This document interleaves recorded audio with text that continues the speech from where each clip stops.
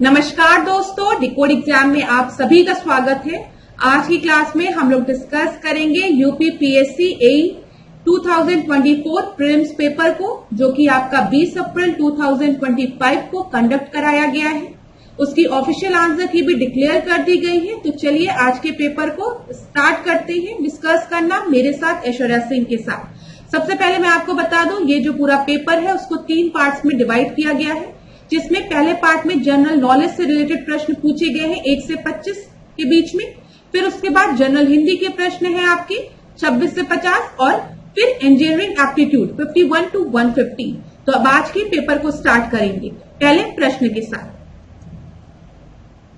पहला प्रश्न क्लास ध्यान से देखिए क्या बोला गया है। यहाँ पर बोला गया है तमिलनाडु के मुप्पंडल पेरुगुड़ी क्षेत्र जो है वो किसके लिए प्रसिद्ध है? तो वो आपका प्रसिद्ध है पवन ऊर्जा के लिए, विंड एनर्जी के लिए। दूसरे प्रश्न को देखिए, निम्नलिखित पर्वत श्रृंखलाओं का दक्षिण से उत्तर की ओर सही क्रम आपको बताना है। तो यहाँ पर ध्यान दीजिएगा, साउथ टू नॉर्थ बोला गया है, इसी वजह से आपका पीर पंजाल हो जाएगा, फिर जस्कर हो जाएगा, फिर लद्दाख, फिर कैराकोरम। तो ए जो है वो सही उत्तर है। अगला प्रश्न हम देखें, तीसरा प्रश्न, भारत के कौन से राज्य में अधिकतम मोनाजाइट के निक्षेप पाए जाते हैं? तो यहाँ पर लार्जेस्ट मोनाजाइट रिजर्वॉयर या डिपॉजिट कहां पर है ये बोला गया है। तो ध्यान दीजिएगा, सबसे ज्यादा जो मोनाजाइट डिपॉजिट है वो हमें केरल में मिलता है। डी सही उत्तर है। अगला प्रश्न हम देखते हैं चौथे प्रश्न को। चौथे प्रश्न में क्लास बोला गया है, नीचे 2 कथन दिए गए हैं, अभिकथन और कारण बेस्ड प्रश्न है ये, एजर्शन और रीजन बेस्ड। तो सबसे पहले बोला गया है डेक्कन ट्रैप में हम डेफिशिएंट ग्राउंड वाटर देखते हैं, मतलब डेक्कन ट्रैप में जो ग्राउंड वाटर है, जो भूमिगत जल है, वो बहुत ही कम मात्रा में है। ठीक है। दूसरा दिया गया है Deccan trap has more than 1000 metre thick impermeable basalt rock. तो यहां पर अगर आप देखेंगे दोनों ही स्टेटमेंट जो है वो बिल्कुल सही है। अगर हम स्टेटमेंट वाइज देखेंगे तो दोनों ही स्टेटमेंट सही है, लेकिन R is not the correct explanation of A. तो यहाँ पर ध्यान देने वाली बात यह है क्लास की ग्राउंड वाटर की कमी का जो मेन रीजन होता है ना, वो सिर्फ थिकनेस नहीं है, बल्कि रॉक का नॉन पोरस होना या फिर उसमें क्रैक ना होना, ये भी फैक्टर्स होते हैं। तो इसी वजह से हमने कहा है कि दोनों ही स्टेटमेंट आपके सही है, but R is not the correct explanation of A. तो D is the right answer. Fifth प्रश्न को हम देखेंगे, which of the following protozoa is known as grand old man of intestine? तो यहाँ पर आपका सही उत्तर जो है वो है जियार्डिया, सी। सिक्स्थ प्रश्न को देखिए, which of the following is the chemical nature of enzyme? तो निम्नलिखित में से कौन सा एंजाइमों का रासायनिक प्रकृति होती है? तो वो प्रोटीन होती है, ए सही उत्तर है। 7 प्रश्न को देखिए, which of the following coal producing area is not located in Chhattisgarh? तो यहाँ पर अगर हम झिलीमिली देखें, सोनहट देखें या चिरीमिरी देखें, तो ये तीनों जो रीजन है वो आपके छत्तीसगढ़ में लोकेटेड है, लेकिन बरजोरा जो है वो छत्तीसगढ़ में नहीं है, ये वेस्ट बंगाल में है। क्लास ध्यान दीजिएगा, ये जो कोल रिजर्वॉयर से रिलेटेड प्रश्न होते हैं, ठीक है, या फिर कोल माइन से रिलेटेड जो प्रश्न होते हैं, ये आपके परीक्षा के लिए बहुत ही महत्वपूर्ण होते हैं, चाहे वो यूपीपीसीएस की परीक्षा हो, चाहे वो आरओ एआरओ की परीक्षा हो। तो ध्यान से अपने आने वाली परीक्षाओं के लिए इस टॉपिक को आप तैयार कर लीजिएगा। अगला प्रश्न हम देखते हैं 8वें प्रश्न को। 8वें प्रश्न में क्या दिया गया है, who invited Mahatma Gandhi to Champaran regarding the indigo cultivation? किसने नील की खेती के संबंध में चंपारण में महात्मा गांधी को आमंत्रित किया था? तो राजकुमार शुक्ल ने आमंत्रित किया था। ठीक है। अगला प्रश्न हम देखें, झुलसी टांग वाले मनुष्य किस राजा की उपाधि थी? तो the man with the burn leg, ये उपाधि किसको दी गई थी? तो याद रखिएगा आप लोग, कारिकलन को, सी सही उत्तर है। 10वें प्रश्न को देखिए, 10वां प्रश्न भी आपकी कई परीक्षाओं में पूछा गया प्रश्न है, अभिलेख इंस्क्रिप्शन से रिलेटेड है। जब भी हम हाथी गुम्फा अभिलेख की बात करते हैं तो हम कलिंग राज खारवेल की बात करते हैं। मंदसौर अभिलेख किससे रिलेटेड है? यशोधर्मन से। एहोल इंस्क्रिप्शन की जब हम बात करते हैं तो पुलकेशिन द्वितीय की। ठीक है। नासिक गुहालेख तो पुलुवामी। तो यहाँ पर आपका सही उत्तर जो है 10 का वो ए है, 10th का ए आपका सही उत्तर है। ध्यान दीजिएगा क्लास, इंस्क्रिप्शन से रिलेटेड प्रश्न आपकी परीक्षाओं में पूछे जाते हैं, तो तैयार रखिएगा अपने आने वाली परीक्षाओं के लिए भी।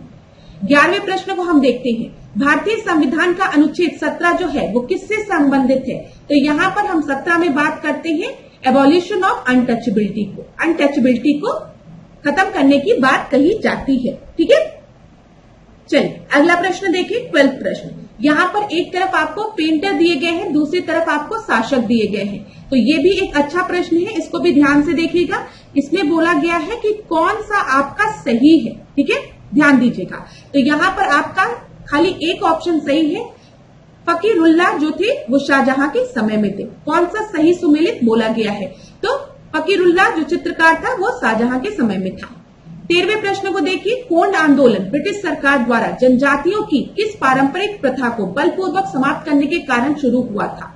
तो जो कोंड आंदोलन था वो किस पारंपरिक प्रथा को बलपूर्वक समाप्त करने के कारण शुरू हुआ था? तो वो नर बलि। ठीक है, नर बलि, ह्यूमन सेक्रीफाइस। 13 का सी आपका सही उत्तर है। ईयर याद रखिएगा, क्लास हो सकता है आपके आने वाली परीक्षा में पूछ ले कि कौन सा ईयर था। तो 1846 टू 1855। अगला प्रश्न हम देखते हैं, चौथे प्रश्न को, 14 प्रश्न को, सॉरी चौथे प्रश्न को नहीं, 14 प्रश्न।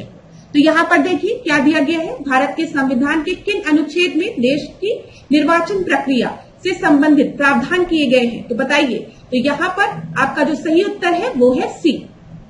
आपको पता है जब हम अनुच्छेद 324 की बात करते हैं तो यहाँ पर हम इलेक्शन कमीशन की बात करते हैं। तो 324 तो 329 जो है वो इलेक्टोरल प्रोसेस से रिलेटेड है अनुच्छेद।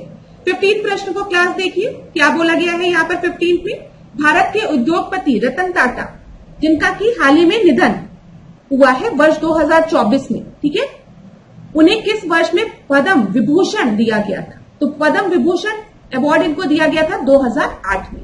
तो डी सही उत्तर है। 24वें प्रश्न को हम देखें, 2024 में शुरू की गई उत्तर प्रदेश मुख्यमंत्री युवा उद्यमी विकास अभियान योजना के लिए न्यूनतम शैक्षणिक योग्यता क्या है? तो वो कक्षा 8 है। ध्यान दीजिएगा, ये भी प्रश्न आपकी आने वाली परीक्षाओं के लिए इंपॉर्टेंट है। उत्तर प्रदेश मुख्यमंत्री युवा उद्यमी विकास अभियान योजना जिसकी शुरुआत 2024 में की गई है, उसके लिए मिनिमम एजुकेशनल क्वालिफिकेशन क्लास 8 है। 2024 में भारत के प्रधानमंत्री को किस देश ने द ऑर्डर ऑफ एक्सीलेंस से सम्मानित किया है? तो वो गुआना। ठीक है, 17 का सी आपका सही उत्तर है। अगला हम देखें 18 प्रश्न। भारत ने यूक्रेन में उत्पन्न संकट के बाद फंसे भारतीय नागरिकों को वापस लाने के लिए किए गए ऑपरेशन का क्या नाम रखा था? तो ऑपरेशन गंगा रखा गया था। डी सही उत्तर है। यहाँ पर 19 प्रश्न को देखिए, यहाँ पर गवर्नर से रिलेटेड प्रश्न है और बोला गया है कि कौन सा आपका सही नहीं है। इसी तरीके का प्रश्न यूपी पीसीएस 2024 में भी पूछा गया था। तो ध्यान दीजिएगा, आर्टिकल्स गवर्नर से रिलेटेड आपकी परीक्षा के लिए महत्वपूर्ण है। तो यहाँ पर कौन सा सही नहीं है? तो यहाँ पर आपका आर्टिकल 155 आपका सही नहीं है। ये राज्यपाल को हटाने से रिलेटेड नहीं है, यहाँ पर राज्यपाल के अपॉइंटमेंट की बात की गई है। ये याद रखिएगा, किसकी बात की गई है? राज्यपाल के अपॉइंटमेंट की बात, नियुक्ति की बात की गई है। ठीक है, तो 155 आपका गलत है। 20वें प्रश्न को देखिए, निम्नलिखित में से स्वतंत्र भारत में सर्वोच्च न्यायालय के मुख्य न्यायाधीश का सबसे लंबा कार्यकाल किसका रहा? तो बताइए, सबसे लॉन्गेस्ट टेन्योर किस chief justice of supreme court का रहा है? तो वो है आपके वाई.बी. चंद्रचूड़। डी आपका सही उत्तर है। 21वें प्रश्न को क्लास हम देखते हैं, क्या दिया गया है, निम्नलिखित में से कौन सा अम्ल सोने को गला सकता है? तो ये भी प्रश्न परीक्षाओं में पूछे गए हैं पहले भी। तो विच ऑफ द फॉलोइंग ये से कैन मेल्ट द गोल्ड? तो aqua regia, C is the right answer.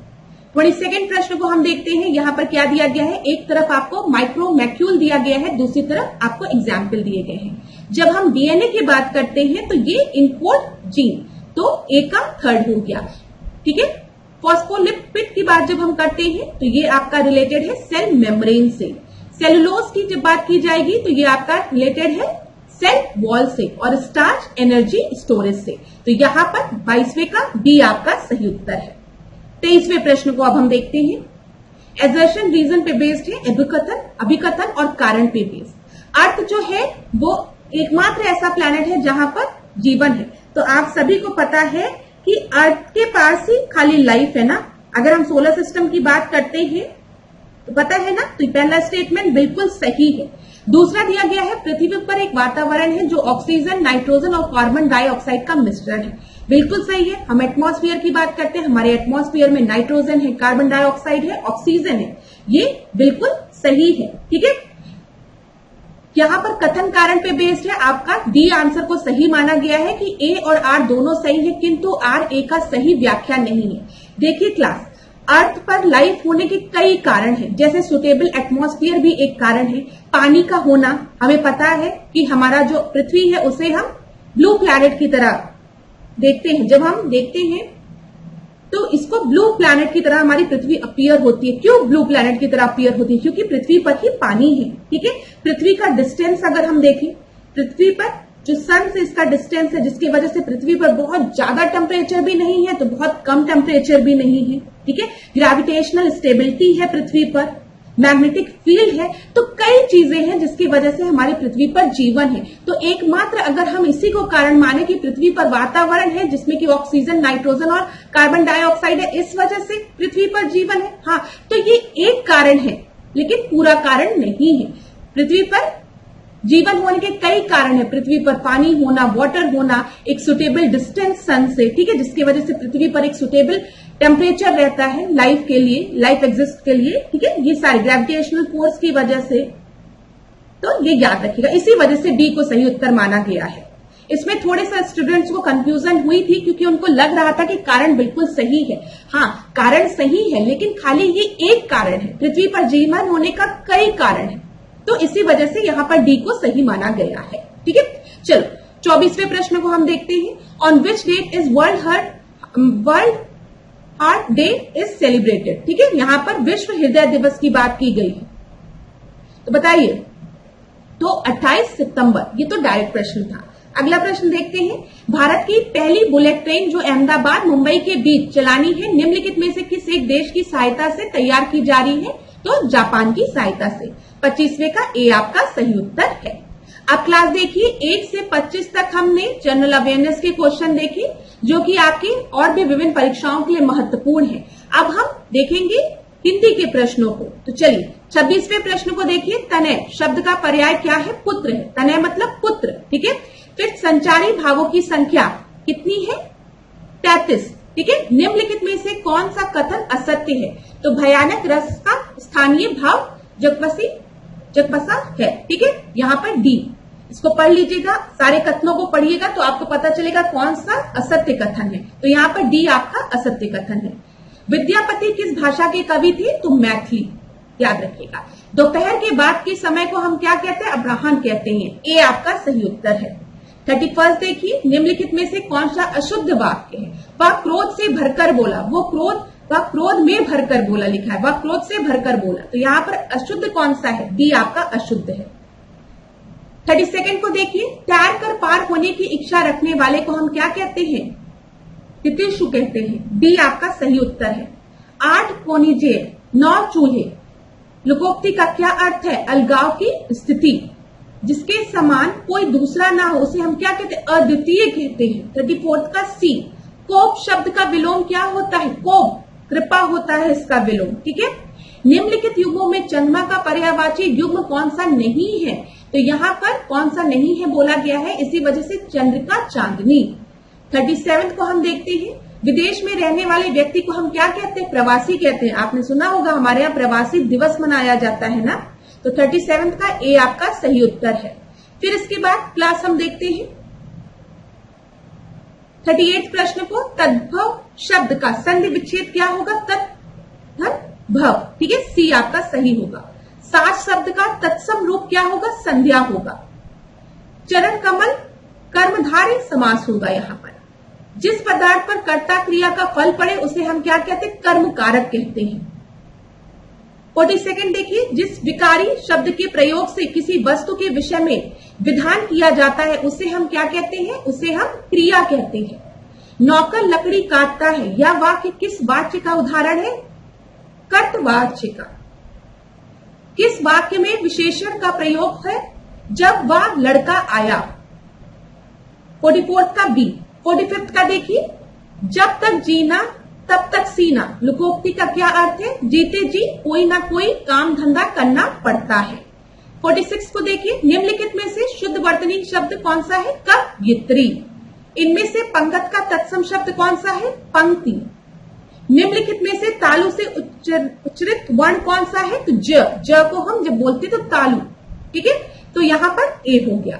निम्नलिखित में से शुद्ध वर्तनी शब्द कौन सा है? कालिदास। आप भी थी समस्त पद में कौन सा समास है? तो तत्पुरुष। तो यहां पर हमने हिंदी के प्रश्नों को देखे, 26 से हमने 50 तक हिंदी के प्रश्नों को देखा। अब क्लास हम थोड़ा टेक्निकल प्रश्नों को देखने जा रहे हैं, इंजीनियरिंग एप्टीट्यूड प्रश्नों को देखने जा रहे हैं। तो चलिए, ethanol can be blended with which of the following for use in engine. तो एथेनॉल की ब्लेंडिंग किससे किया जाता है? पेट्रोल के साथ किया जाता है इंजन में प्रयोग करने के लिए। तो 51 का ए सही उत्तर है। Which gas is use as a fire extinguisher. आग बुझाने के लिए जो सिलेंडर होता है उसमें कौन सी गैस भरी रहती है? कार्बन डाइऑक्साइड भरी रहती है। 52 का सी आपका सही उत्तर है। एज पर the disaster management act 2005 the national disaster management authority is headed by. तो बताइए, एनडीएमए को कौन हेड करता है? प्राइम मिनिस्टर, प्रधानमंत्री, ठीक है। एक चीज और याद रखिएगा, जो डिजास्टर मैनेजमेंट एक्ट है वो किस वर्ष में आया था? 2005 में, ठीक है। और एनडीएमए को कौन हेड करता है? Prime minister. 54 प्रश्न को हम देखते हैं। The point of the earth surface directly above the point where an earthquake occur is called epicentre, ठीक है। जहां पर आपका अर्थक्वेक आता है उसी के ऊपर जब हम जाएंगे तो इस पॉइंट को हम क्या कहते हैं? एपिसेंटर कहते हैं। Glacier lake outburst flood belong to which family of natural hazard. तो यहां पर देखिए, जब हम बात करते हैं हिमानी झील में विस्फोट की, तो ये किस तरीके की आपकी प्राकृतिक खतरों में आती है? तो क्लाइमेटोलॉजी, जलवायु संबंधित ये होती है। Tsunami warning centre in India is located at. तो बताइए, सुनामी वार्निंग सेंटर भारत में कहां लोकेटेड है? हैदराबाद में। 56 का डी आपका सही उत्तर है। 57 देखते हैं। Which of the following is geological disaster. तो यहां पर सुनामी, ठीक है।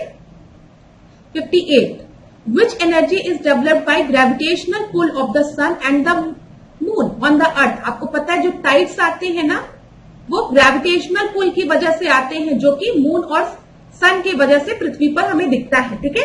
Is developed by the gravitational pull of the sun and the moon on the earth. तो इसे हम टाइडल एनर्जी कहते हैं। The horsepower per ton of refrigeration is expressed 4.75 COP, ठीक है। डी आपका सही उत्तर है। 60 प्रश्न को अब हम देखते हैं, ध्यान से देखिएगा class.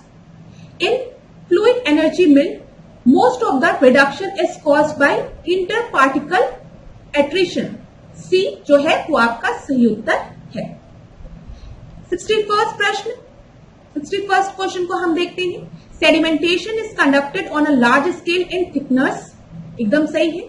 Shorting classification separate the particles of different densities. जब जो पार्टिकल्स आपके हैं जिनको कि हमें अलग करना है और उनकी डेंसिटी जो है वो डिफरेंट है, डिफरेंट डेंसिटी की है, तो वहां पर हम शॉर्टिंग क्लासिफिकेशन का यूज करते हैं, ठीक है। अगला हम देखें तो दोनों ही बिल्कुल सही है, ए सही उत्तर है। 62nd को देखिए। The pitch of a standard screw conveyor is equals to the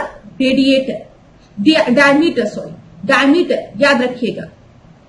जो स्टैंडर्ड स्क्रू होती है ना कन्वेयर की, उसकी जो पिच होती है वो किसके इक्वल होती है? वो डायमीटर के इक्वल होती है। डी आपका सही उत्तर है।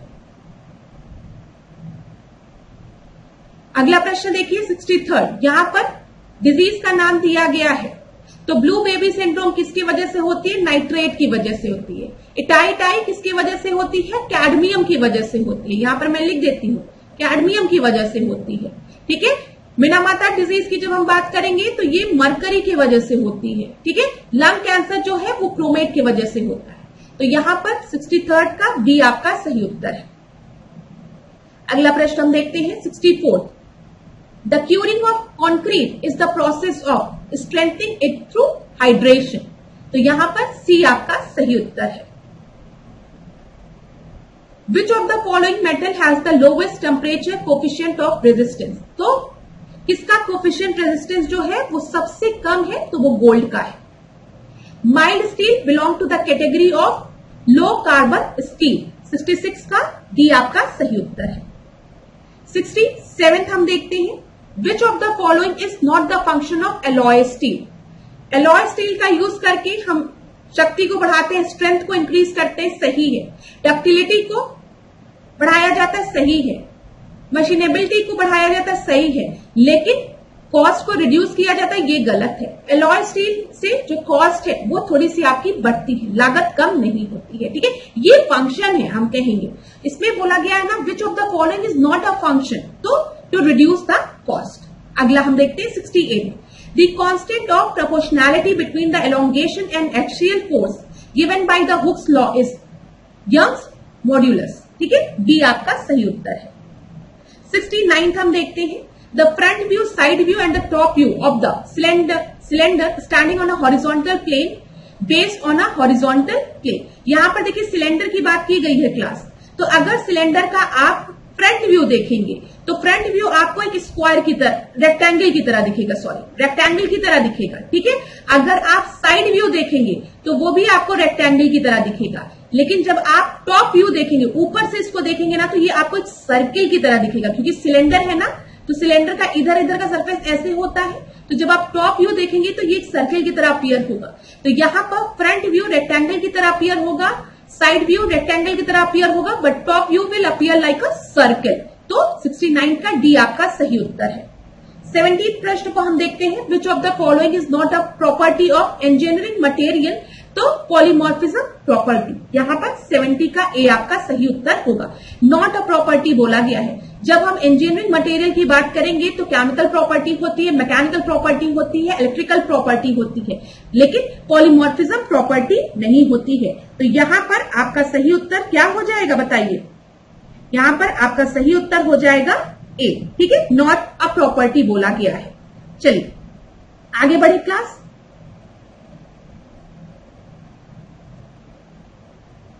पॉलीमॉर्फिज्म प्रॉपर्टी अगर कोई आपसे बोले तो आप कह सकते हैं, जैसे मैं आपको एक एग्जाम्पल के लिए बता रही हूं कि वन नेम मेनी फॉर्म्स कहा जा सकता है, ठीक है।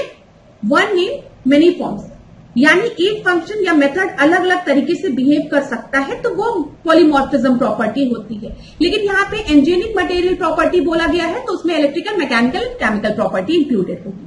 चलिए 71st क्वेश्चन को हम देखते हैं। बोला गया है यील्ड ऑफ रिजर्वॉयर रिप्रेजेंट, तो इसका मतलब क्या होता है बताइए? यहां पर आपका सही उत्तर क्या होगा? The outflow demand on the reservoir. तो ए आपका सही उत्तर हो जाएगा, ठीक है। यहां पे इनफ्लो की बात की गई है, कैपेसिटी की बात की गई है, नन ऑफ द अबव। लेकिन जब हम यील्ड की बात करेंगे तो इसका मतलब उत्पादन, ठीक है। तो यहां पर the outflow demand on the reservoir, A आपका सही उत्तर है। उपज की बात की जा रही ना, उपज निरूपिकता। चलिए 72nd का हम देखते हैं। A yield, a level crossing type of cross drainage work consists of a level crossing type of cross drainage work consists of one weir and two regulator। ये आपका सही उत्तर है। 73rd देखते हैं। The amount of energy carried by the photon is inversely proportional to the wavelength, ठीक है। जो amount of energy carried by photons की बात की गई है, तो वो किसके इनवर्सली प्रोपोर्शनल होता है? वो वेवलेंथ के इनवर्सली प्रोपोर्शनल होता है। तो 73rd का डी आपका सही उत्तर है। 74th हम देखें। Dummy activity used in the PERT network to describe president relationship, तो 74th का सी आपका सही उत्तर है, ठीक है क्लास।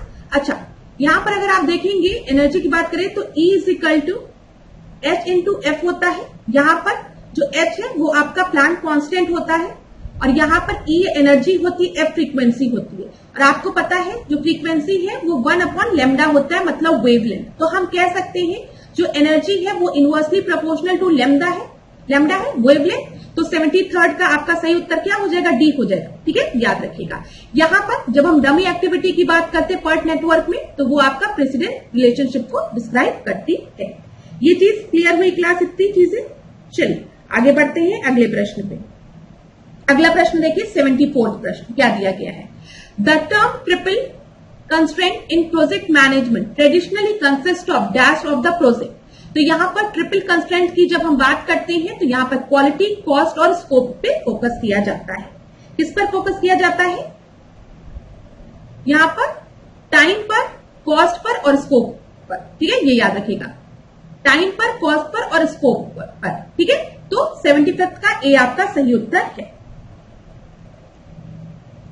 अगला हम देखें 76, the ratio of rainfall in a particular year to the average annual rainfall is called the index of wetness. 76 का सी आपका सही उत्तर है। ये सब डायरेक्ट प्रश्न है।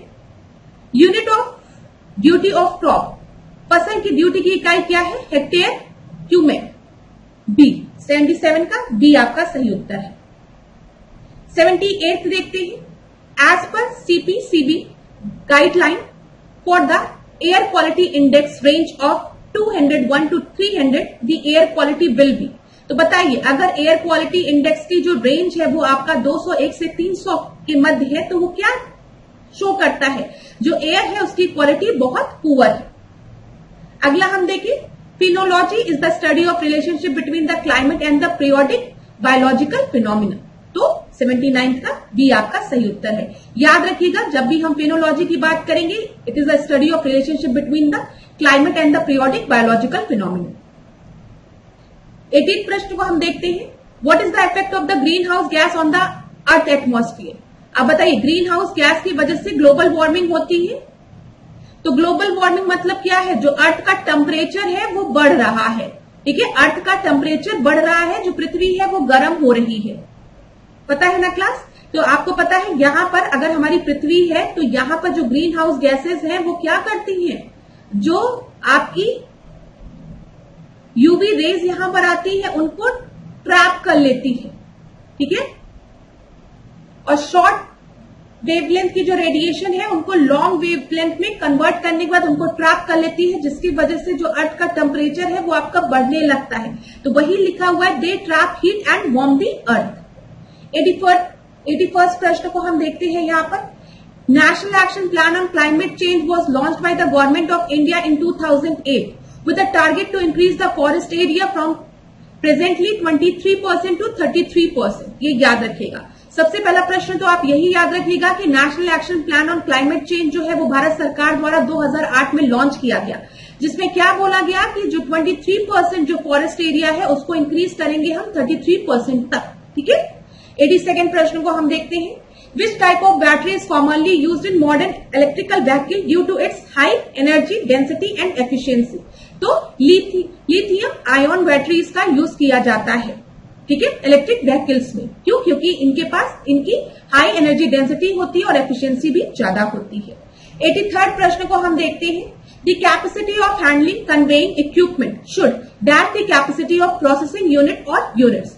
तो यहां पर ध्यान रखिएगा, the capacity of handling conveying equipment should match the capacity of processing unit और यूनिट्स। तो 83rd का सी आपका सही उत्तर है। 84th को हम देखते हैं, which of the following is not a type of belt conveyor. तो यहां पर कौन सा बेल्ट कन्वेयर का एग्जाम्पल नहीं है? तो स्लेट है, ठीक है। 84th का डी आपका सही उत्तर है। अगला प्रश्न देखिए class, the sun subtends an angle of that minutes on the earth surface. तो 32 मिनट्स। तो डी आपका सही उत्तर है। The gasification of biomass is which type of the conversion process. तो ये आपका है गैसिफिकेशन ऑफ बायोमास जो है वो थर्मोकेमिकल कन्वर्जन प्रोसेस है। तो 86 का डी सही उत्तर है। 87 देखते हैं, the following type of energy stored as a latent heat. तो बताइए, which type of energy is stored as a latent heat? तो थर्मल एनर्जी। 87 का ए आपका सही उत्तर है। 88 देखते हैं, the longest day and longest night dates are respectively. तो 21 जून को लॉन्गेस्ट डे होता है और लॉन्गेस्ट नाइट आपका 21 दिसंबर को होता है। Which process is responsible for the production of energy in the sun? तो न्यूक्लियर फ्यूजन रिएक्शन। आपको पता है फ्यूजन की जब हम बात करेंगे तो फ्यूजन प्रोसेस हमको दिखता है सन में, ठीक है, और हाइड्रोजन बम में, याद रखिएगा।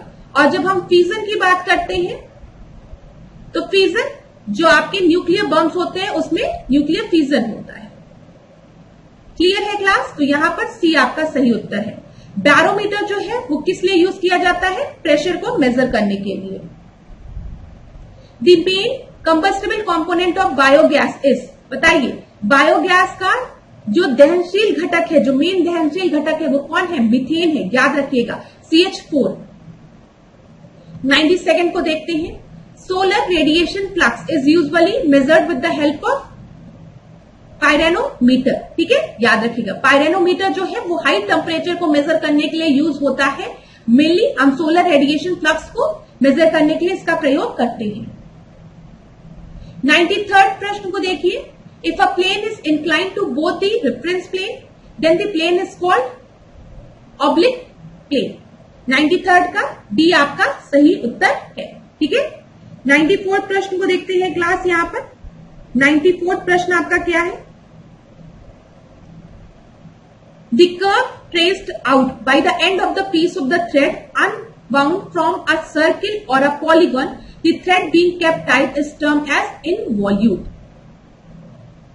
Involute, ठीक है।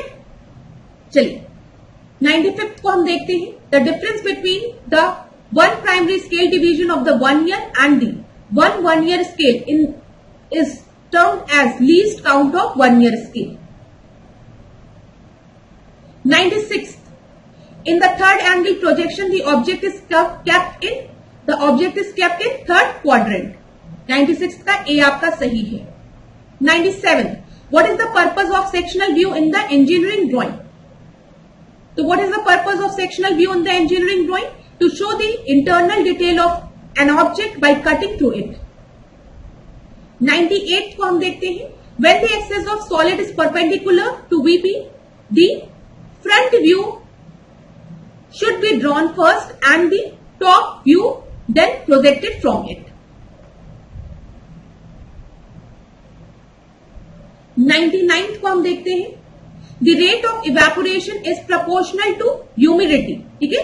The rate of evaporation is inversely, यहां पे ध्यान दीजिएगा, inversely proportional की बात की गई है ह्यूमिडिटी के, तो A आपका सही उत्तर है। 100 को हम देखते हैं। In closed system there is a exchange of energy with the surrounding, not the mass. यहां पे याद रखिएगा, जब सिस्टम आपका क्लोज होगा तो यहां पर एक्सचेंज ऑफ एनर्जी तो होगी विद सराउंडिंग, बट मास में कोई भी एक्सचेंज नहीं होगा। Work done is 0 in constant volume process, D सही है।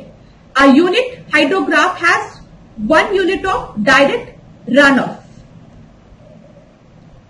103rd प्रश्न को हम देखेंगे। 103 प्रश्न को, which parameter remain constant during the reversible isothermal process? Internal energy remains constant during the reversible isothermal process, D is the right answer.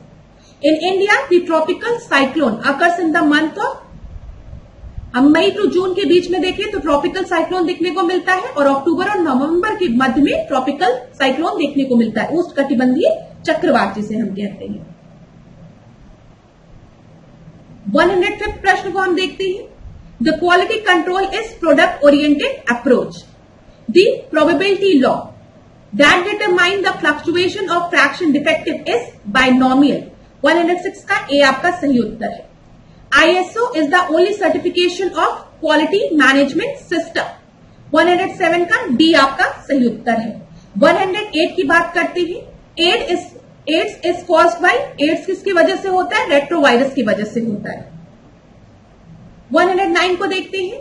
Risk analysis does not comprise which of the following component. तो risk analysis में आपका risk harassment included नहीं होता है।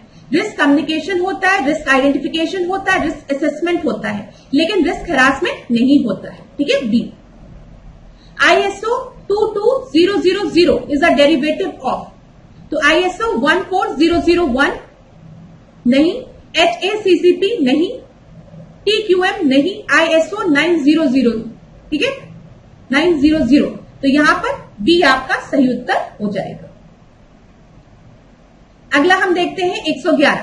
Result based on incomplete और prejudice data produce by AI tool are signified as AI biased, ठीक है। यहां पर incomplete prejudice data produce by AI tool, उसको हम क्या कहते हैं? AI biased. 112वें प्रश्न को देखते हैं। Machine learning used in artificial intelligence enables the computer to solve the problem without being explicitly programmed. C is the right answer. 113 को देखते हैं। द operator that enables the machine to understand the meaning of word and sentence in human language is known as semantics। 113 का सी आपका सही उत्तर है। The uncertainty can be represented by fuzzy logic, yes, entropy, yes, probability, yes। Here the answer will be all of the above। 114 का D आपका सही उत्तर है।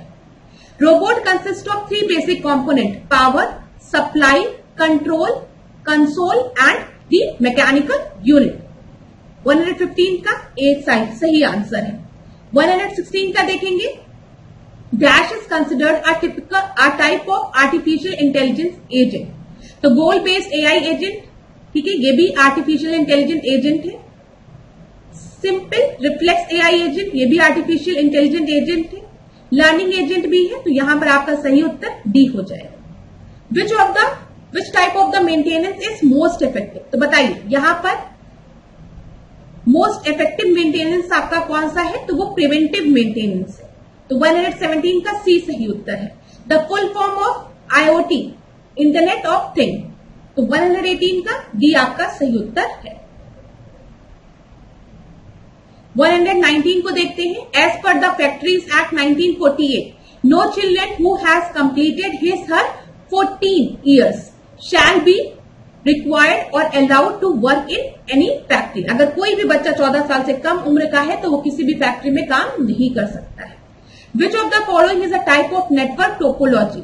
तो यहां पर which of the following is a type of, तो star topology के बारे में आप लोगों ने पढ़ा ही होगा, ठीक है। 121 which technique helps estimate duration and dependencies of the task in a project. तो यहां पे आपका सही उत्तर क्या है बताइए, PERT, ठीक है, याद रखिएगा। अच्छा, आप लोग ने पढ़ा होगा ये और CPF। जब हम PERT की बात करते हैं तो यहां पर फोकस किया जाता है टाइम पर ज्यादा, ठीक है, ध्यान दीजिएगा। और यहां पर अगर हम देखेंगे तो कॉस्ट पर। चलिए आगे बढ़ते हैं। फुल फॉर्म अगर देखिए क्लास तो क्या होता है, program, evaluation and review technique.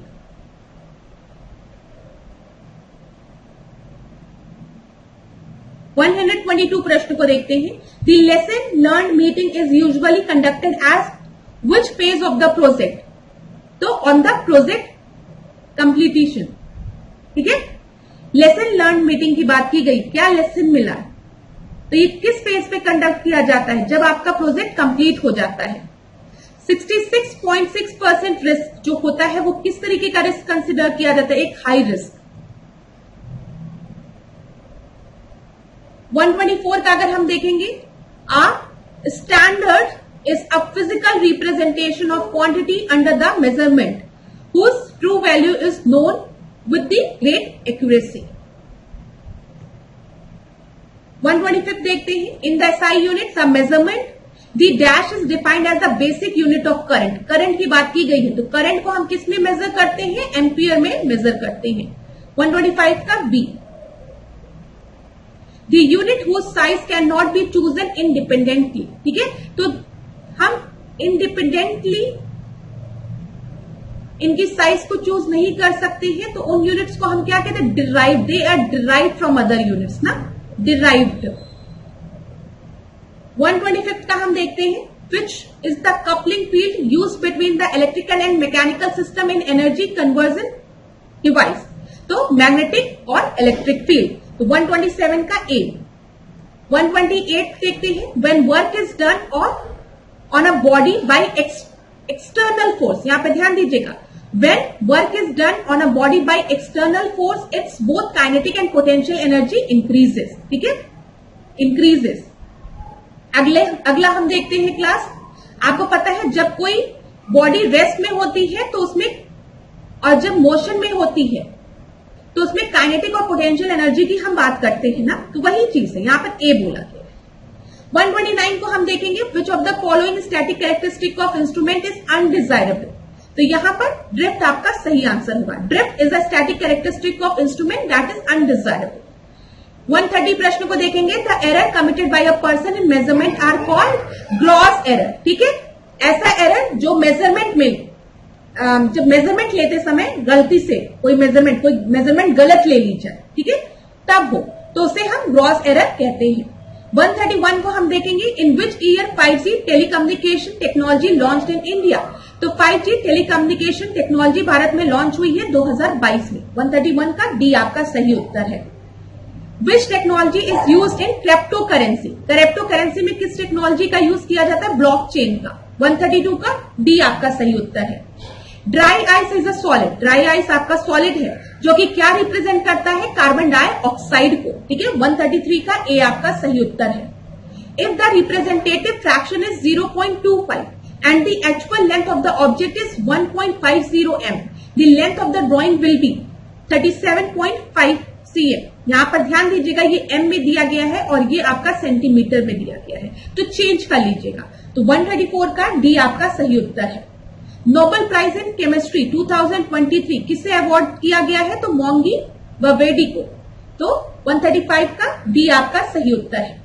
Cellulose जो है वो एक तरीके का पॉलीमर है, जो कि किससे बना है? सुक्रोज से नहीं, फ्रुक्टोज से नहीं, ग्लाइकोजन से नहीं, किससे? ग्लूकोज से। तो only D is the right answer. ठीक है, 1 जो है वही खाली आपका सही है। 137 देखते हैं, the deliberate manipulation of data result और image to support a particular hypothesis और क्लेम इज कॉल्ड फॉल्सिफिकेशन। मतलब आपने जानबूझकर किसी रिजल्ट को में कुछ चेंजेस किए हैं, या फिर किसी डेटा में आपने जानबूझ के चेंजेस किए हैं। ठीक है, जानबूझ के, तो उसको हम क्या कहते हैं? फॉल्सिफिकेशन कहते हैं। डेटा में आपने जानबूझ के मैनिपुलेट किया है, डेटा को डेलिब्रेट मैनिपुलेशन किया है। तो 137 का C is the right answer. IP की बात की गई है, आईपीआर की बात की गई है, इंटेलेक्चुअल प्रॉपर्टी राइट्स। ठीक है, protect the use of information and ideas that has social values. Social values से कोई लेना देना नहीं है, एथिकल वैल्यूज से भी कोई लेना देना नहीं है, मॉरल वैल्यूज से भी कोई लेना देना नहीं है। तो अगर आपको ये चीज समझ में आ गया कि एथिकल वैल्यूज, मॉरल वैल्यूज और सोशल वैल्यूज कहीं ना कहीं एक दूसरे से कनेक्टेड है, तो आप तीनों को एलिमिनेट कर सकते हैं। यहां पर हम इंटेलेक्चुअल प्रॉपर्टी राइट्स की जब हम बात करते हैं, तो कॉमर्शियल वैल्यूज को प्रोटेक्ट करने की बात यहां पर की जाती है। ठीक है, तो डी आपका सही उत्तर है। 139 को हम देखते हैं, कॉपीराइट की बात की गई है। What is the term of copyright for an author of a book? तो लाइफ ऑफ द ऑथर, जब तक कि ऑथर जीवित है, प्लस 60 ईयर्स। ठीक है, लेखक का जो जीवन काल है प्लस 60 वर्ष, तब तक कॉपीराइट होता है उसका। तो 139 का ए। 140 प्रश्न को देखते हैं, which is not the content of provincial specification of the patent. तो यहां पर नॉट बोला गया है, ध्यान दीजिएगा। क्लेम होता है, the field of invention and background information of the invention भी होता है, टाइटल ऑफ इन्वेंशन भी होता है। लेकिन यहां पर जब हम बात करते हैं which of the following is not the content of provincial specification of patent, तो उसमें object of the invention and statement of the invention नहीं होता है। तो डी आपका सही उत्तर है। 141 देखते हैं, India meteorological department recognize the year as a drought year when the annual rainfall is deficient by 20%। ठीक है, 20% ऑफ द नॉर्मल और मोर। तो बी आपका सही होगा। 142 हम देखते हैं, what is the core value of the emphasize what is the core value that emphasize the importance of developing and maintaining the competence in the professional practice? तो यहां पर competency आपका सही उत्तर होगा। Competence is the core value that emphasize the importance of developing and maintaining the competence in the professional practices। तो 142 का D is the right answer। चलिए, the ratio of young modulus of high tensile steel to that of the mild steel वो कितना होता है आपका? तो यहां पर 1, डी आपका जो सही उत्तर है 1:1 होता है। ठीक है, अगला हम देखते हैं, lack of toughness in a material implies. तो ब्रिटलनेस, कितना ब्रिटल है। ठीक है, ये याद रखिएगा। तो यहां पर क्लास अभी हमने 144 प्रश्न देखे हैं, बस आपका 6 प्रश्न और बचा हुआ है। आगे देखते हैं हम, The correct sequence of creep deformation in a creep curve in order of their elongation is transient, steady state और एक्सेलरेटेड, डी जो है वो आपका सही उत्तर है। अच्छा, यंग मॉड्यूलस की जब हम बात करते हैं क्लास, तो ये क्या होता है, स्ट्रेस अपॉन स्ट्रेन होता है, ये भी याद रखिएगा, ठीक है। Young modulus is a ratio of the stress to the strain within the elastic limit of a material. आगे हम देखें 146 को हम देखें, if the volume of a gas is reduced to half from its original volume, the specific heat will remain constant। Volume को reduce करने से specific heat पर कोई भी प्रभाव नहीं पड़ेगा, इट विल रिमेन कांस्टेंट। तो 146 का ए आपका सही उत्तर है। अ cycle tyre burst suddenly, what type of process is it? तो ये एडियाबेटिक प्रोसेस इसको हम कहते हैं, ठीक है। कौन सा प्रोसेस हम कहते हैं? एडियाबेटिक प्रोसेस हम इसको कहते हैं। चलिए अगले प्रश्न को हम देखें, विच of the following represent a close system? तो यहां पर बम कैलोरीमीटर आपका क्लोज सिस्टम को रिप्रेजेंट कर रहा है। अच्छा क्लास, एडियाबेटिक प्रोसेस की अगर हम बात करें तो इसका मतलब क्या होता है? नो ट्रांसफर ऑफ हीट ना, नो हीट ट्रांसफर। तो एडियाबेटिक प्रोसेस एक थर्मोडायनेमिक प्रोसेस होता है जिसमें ना हीट का एक्सचेंज होता है सिस्टम में और सराउंडिंग के बीच में कोई भी हीट का एक्सचेंज नहीं होता है, नो एक्सचेंज ऑफ हीट, ये याद रखिएगा। यहां पर क्लोज सिस्टम की बात की गई है तो बम कैलोरीमीटर हो जाएगा। कास्ट आयरन में आयरन कंटेंट कितना होता है? वो 2 to 4% होता है, तो आपका ए सही उत्तर है। पॉलीविनाइल क्लोराइड की हम बात करेंगे, ये किस तरीके का मटेरियल है? ये एक थर्मोप्लास्टिक मटेरियल है। तो यहां पर हमने 150 क्वेश्चंस को डिस्कस किया क्लास, जहां पर आपको क्या ध्यान देना है कि जनरल नॉलेज के जो प्रश्न है वो 125 के बीच में थे, 26 से 50 में आपके हिंदी के प्रश्न थे, फिर इंजीनियरिंग एप्टीट्यूड के प्रश्न 51 to 150 थे।